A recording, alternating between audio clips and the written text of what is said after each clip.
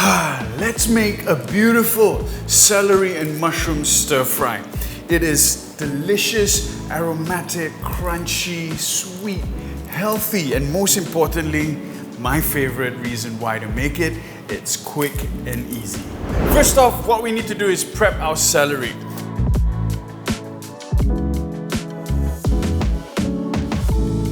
Prepare boiling water in a wok or in a pot, a little bit of salt, and get your celery in. You want your celery still nice and crunchy when you stir fry it, so be careful not to overcook your celery. As you can see, the color is starting to turn. Once it turns to about this color, I'm going to remove it. 6-7 cloves of garlic, a little bit of ginger, oil goes in, ginger, and the garlic.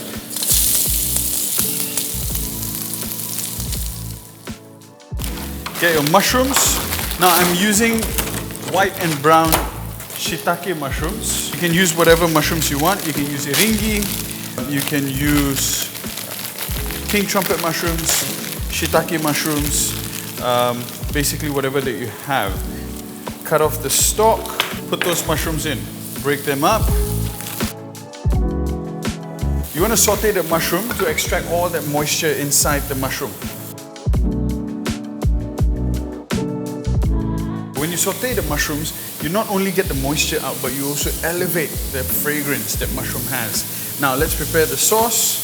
About 2 tablespoons of soy sauce, 1 tablespoon of oyster sauce. Now, I've just recently discovered quite a nice alternative to rice wine, which is this, kombucha. About 2 tablespoons of kombucha. The kombucha has that, fermented taste that rice wine has. And that's what you need as a replacement. I find the whole grape juice thing just fruity and sweet, not really the same. There we go. Once you see that the mushrooms colored, they're also shrunk. You can see how much that's actually left in here.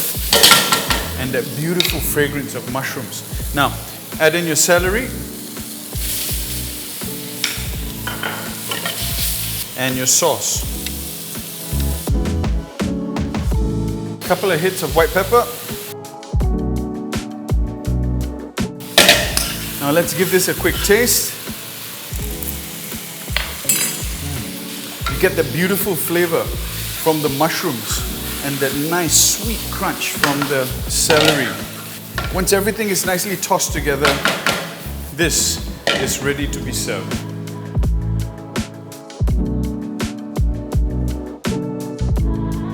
All right, now let's eat. Got this nice layer of savoriness, that slight fermentation from the kombucha, the earthiness from the mushroom, all that's happening with the layer that's coated that celery. But once you bite into it, it releases that sweet, fresh flavor. Definitely something I can eat almost every day. Now, if you've got celery lying at home and you're not sure what to do with it, your kids don't like it in salads, try this dish. Feed your family this, see what they say. If they love it, it'll be a great way to get rid of extra celery that you have in your fridge. So delicious.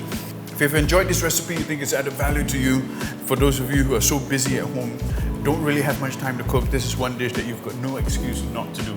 All right? Take care, guys. Don't forget to click the like and subscribe button, and I'll see you guys next week. Ciao.